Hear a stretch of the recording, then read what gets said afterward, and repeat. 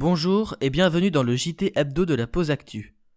Les élections régionales, les premières décisions de la COP21, l'attentat à San Bernardino en Californie et les déclarations de Karim Benzema, voici les titres de la semaine. Et nous commençons ce JT avec le premier tour des élections régionales qui ont lieu ce dimanche dans toute la France. Les enjeux de ce scrutin sont importants car ils pourraient symboliser la montée toujours plus importante du Front National à l'échelle du pays. Le parti de Marine Le Pen pourrait en effet remporter plusieurs régions dans la Provence-Alpes-Côte d'Azur où il est représenté par Marion Maréchal-Le Pen, et le Nord-Pas-de-Calais où la présidente du parti se présente en personne. En parallèle avec cette montée du parti d'extrême droite, la gauche pourrait bien perdre la plupart des régions qu'elle dirigeait jusqu'à là. Parmi elles, l'Île-de-France, bastion du PS depuis près de 20 ans, voit Valérie Pécresse des Républicains en tête des sondages, avec près de 10 points d'avance sur son plus proche poursuivant, le socialiste Claude Barthelone. Réponse dimanche prochain pour voir si ces sondages reflètent la réalité des votes. À Paris, la COP21 s'est ouverte lundi 30 novembre après un week-end marqué par des échauffourées entre manifestants et forces de l'ordre, place de la République. Réunissant les dirigeants de 195 pays, la conférence environnementale qui se tient au Bourget jusqu'au 11 décembre rassemble les espoirs des observateurs. Une première ébauche d'accord a été publiée vendredi 4 décembre.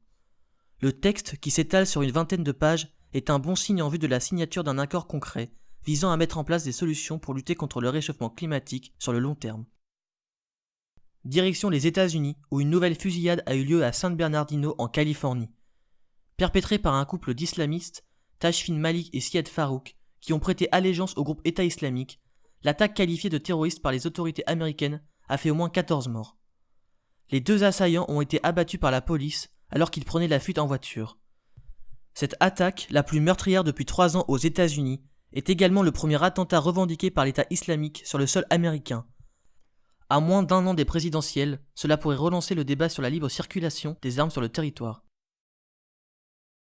Pour finir, en sport, l'attaquant du Real Madrid Karim Benzema s'est exprimé mercredi 2 décembre dans le journal de 20h de TF1. Embourbé depuis plus d'1 mois dans l'affaire de la sextape de Mathieu Valbuena, l'attaquant français a notamment déclaré qu'il regrettait d'être traîné dans la boue comme un criminel, alors qu'il aurait lui-même demandé à être entendu en vue de cette affaire.